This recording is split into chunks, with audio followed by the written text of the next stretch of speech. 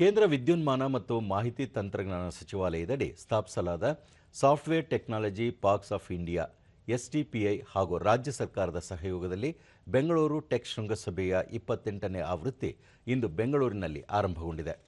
ಇದೇ 20ರವರೆಗೆ ನಡೆಯಲಿರುವ 3 ದಿನಗಳ ಶೃಂಗಸಭೆಗೆ ಮುಖ್ಯಮಂತ್ರಿ ಸಿದ್ದರಾಮಯ್ಯ ಚಾಲನೆ ನೀಡಿದರು. ಈ ಸಂಬಂಧ ಮಾಹಿತಿ ಮತ್ತು ತಂತ್ರಜ್ಞಾನ ಸಚಿವ ಪ್ರಿಯಾಂಕ್ ಖರ್ಗೆ ಶೃಂಗಸಭೆಯಲ್ಲಿ 150ಕ್ಕೂ ಹೆಚ್ಚು ನವೋದ್ಯಮಗಳು ಭಾಗವಹಿಸಲಿದ್ದು ತಮ್ಮ ನವೀನ ಉತ್ಪನ್ನಗಳು ಮತ್ತು ಸೇವೆಗಳನ್ನು ಪ್ರದರ್ಶಿಸಲಿದ್ದಾರೆ. ಭಾರತೀಯ ನವೋದ್ಯಮ ಪರಿಸರ ವ್ಯವಸ್ಥೆಗಾಗಿ ರೂಪಿಸಲಾದ ಕೃತಕ ಬುದ್ಧಿಮತ್ತೆ ಚಾಲಿತ ವೇದಿಕೆಯಾಗಿದ್ದು ಸ್ಟಾರ್ಟ್ಅಪ್ಗಳು, ಮಾರ್ಗದರ್ಶಕರು, ಹೂಡಿಕೆದಾರರು, ಆರಂಭಿಕ ಬೆಂಬಲಿಗರು ಮತ್ತು ಇತರ ಪಾಲುದಾರರಿಗೆ ಸಂಪರ್ಕ ಸಾಧಿಸಲು ಮತ್ತು ಸಂಪನ್ಮೂಲಗಳನ್ನು ಒದಗಿಸಲು ಡಿಜಿಟಲ್ ಇಂಟರ್ಫೇಸ್ ಅಡಿಯಲ್ಲಿ ವಿನ್ಯಾಸಗೊಳಿಸಲಾಗಿದೆ ಎಂದರು. ಕೃತಕ ಬುದ್ಧಿಮತ್ತೆಯ ನಾವೀನ್ಯತೆ ಕುರಿತು ಚರ್ಚೆ ಮತ್ತು ಸಹಯೋಗಗಳನ್ನು ಉತ್ತೇಜಿಸುವ ಗುರಿ ಹೊಂದಿರುವ ಭಾರತ ಎಐ ಪ್ರಭಾವಿತ ಶೃಂಗಸಭೆ 2026ರ ಪೂರ್ವ ಕಾರ್ಯಕ್ರಮವನ್ನು ಎಸ್ಟಿಪಿಐ ಆಯೋಜಿಸುತ್ತಿದೆ.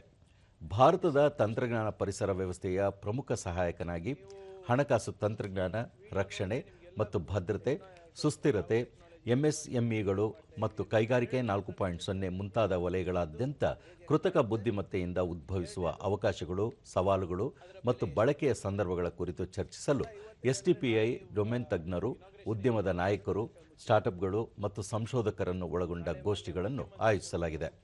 ನವೆಂಬರ್ 19ರಂದು ಎಸ್ಟಿಪಿಐಐಟಿ ರಫ್ತು ಪ್ರಶಸ್ತಿ ಪ್ರದಾನ ಸಮಾರಂಭ ನಡೆಯಲಿದೆ ಎಂದು ತಿಳಿಸಿದರು. ಲಾಂಚ್ ಮಾಡ್ತಾರೆ. ಇದು ಯಾಕೆ ಸರ್ಕಾರ ಮಾಡ್ತಾ ಇದೆ ಅಂದ್ರೆ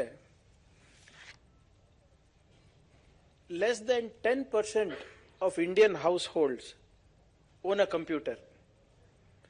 ಕರ್ನಾಟಕದಲ್ಲಿ ಸ್ವಲ್ಪ ಜಾಸ್ತಿ 15% ಅಷ್ಟೇ. ಸ್ಮಾರ್ಟ್ ಫೋನ್ ಪೆನಿಟ್ರೇಷನ್ ನಮ್ಮ ರಾಜ್ಯದಲ್ಲಿರಬಹುದು, ರಾಷ್ಟ್ರದಲ್ಲಿ ಸಾಕಷ್ಟಿದೆ. Even mobile internet connectivity is more than 94%. Smart phone accessibility is more than 90%.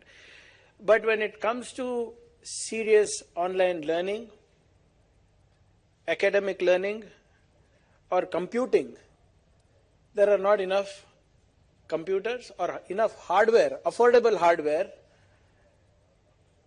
in urban areas or in tier 2 towns or rural areas.